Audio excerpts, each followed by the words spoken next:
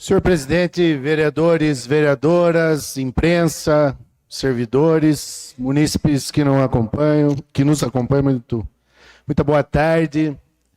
Vereador Ede, seja muito bem-vindo novamente. Eu acho que a tua experiência à frente da Secretaria de Esportes quebra alguns paradigmas, né? Que se coloca que a política tem que ser feita por técnicos. Isso é uma falácia, porque a política é baseada em decisões. Eu acho que quebra um paradigma, vereador Ede, porque os cargos técnicos devem ser exercidos a partir de concursos públicos, né?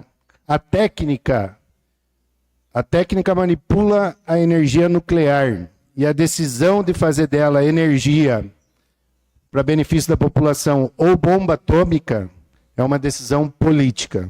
Por isso foi muito importante o senhor à frente. Então, a tua presença ali, vereador Ede, né, quebra esse paradigma da técnica, que precisa ter uma pessoa técnica. Claro que a secretaria precisa ter pessoas técnicas, mas o político é que toma decisão política sobre as políticas públicas. Então, parabenizo a sua permanência nesse período em que esteve lá e popularizou, inclusive, o acesso à secretaria, né?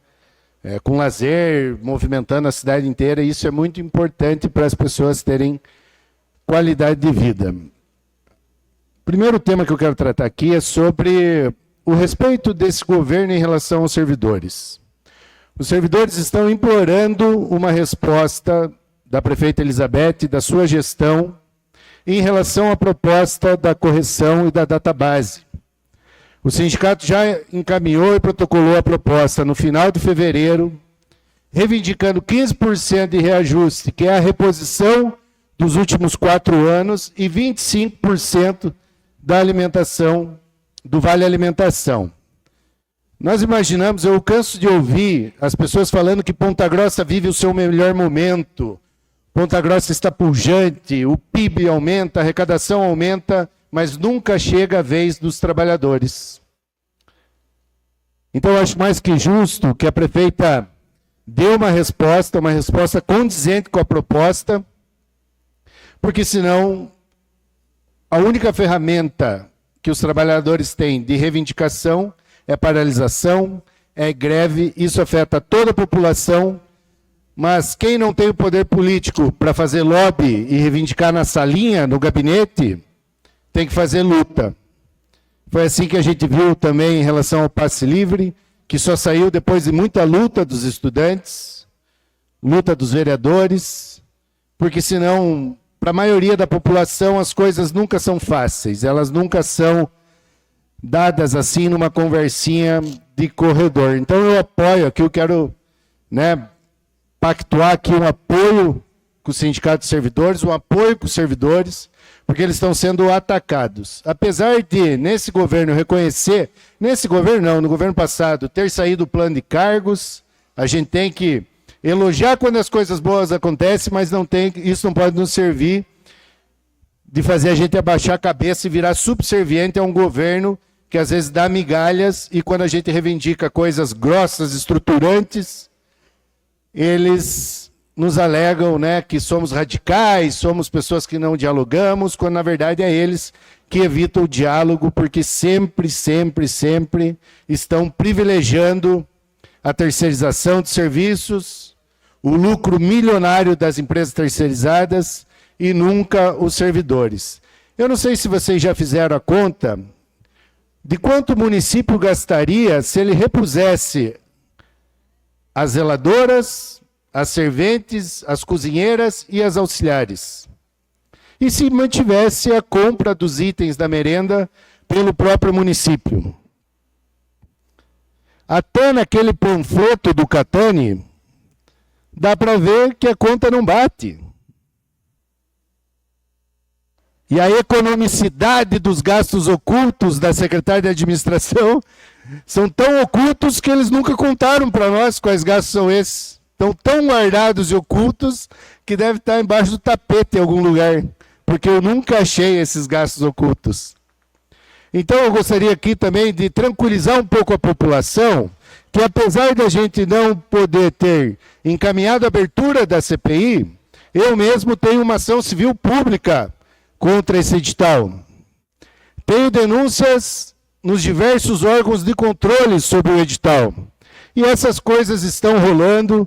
O vereador Geraldo Stocco não mente em relação à tilápia. Eu constatei isso com meus olhos. O pior, o azar que essa gestão dá, foi quando eu fui na escola de Itaiacoca. Porque aqui até o fornecedor, quando descongela o peixe, pode trazer mais peixe por causa da quebra do descongelamento. Em Itaiacoca eles não puderam levar. E o diretor teve que se virar para arrumar outra fonte de proteína para as crianças. E aí eu fiz uma pergunta muito objetiva aqui, quando a secretária de Educação esteve aqui, de quais seriam as sanções da empresa, visto que no item 2.1.9 do contrato diz: todas as crianças têm o direito de repetir todos os itens do cardápio quantas vezes elas quiserem. E eu fui em mais de 5 escolas e que o depoimento dos servidores, dos trabalhadores da Ômega, dos trabalhadores da Gerencial e das crianças é o mesmo. As crianças não podem repetir carne. Aí eu perguntei para a secretária, porque como que vão pagar 80 milhões? Eu não sei se vocês sabem como é que isso está previsto no contrato. Esse 80 milhões vai ser pago através de cada refeição servida. Ou seja, se eu servir um prato de comida sem a carne, teria que ter esse desconto no pagamento para a empresa, porque não tinha carne. E chegou hoje para mim um requerimento de informação que eu fiz, pedindo as primeiras medições semanais da empresa, que estão previstas em contrato, que vão dizer quanto que a empresa recebeu e quantos pratos de comida serviu. E ali eu quero ver se tem desconto. Suspeita nós já temos há muito tempo de que eles vão pagar integralmente, porque todo mundo aqui já sabia que seria a Ômega que iria ganhar, desde o primeiro edital lançado, que eles não tomaram conta, né, de deixar os rastros, não existe crime perfeito. Nós sabíamos que essa empresa tinha algum tipo de favorecimento a partir do direcionamento. Retomando aqui, a população pode ficar tranquila que os vereadores que estão investigando já estão investigando. Os órgãos de controle também estão já com as denúncias, mas é claro que a gente tem que perseguir para que pelo menos o serviço seja bem prestado. Eu vou encerrar por aqui. Quero deixar o registro que na última sessão tinham poucos vereadores aqui no final e começou um entrever aqui muito feio, um bate-boca. Só estava eu, os vereadores que participaram da confusão e o vice-presidente da Câmara, o vereador Eric. O vereador Careca saiu, voltou, foi pedido recontagem do quórum. Então eu faço um apelo para que, pelo menos, nós que não estou chamando a atenção de ninguém aqui, não gosto desse tipo de postura, mas é um apelo para que fiquemos aqui enquanto os vereadores estão inscritos no pequeno expediente.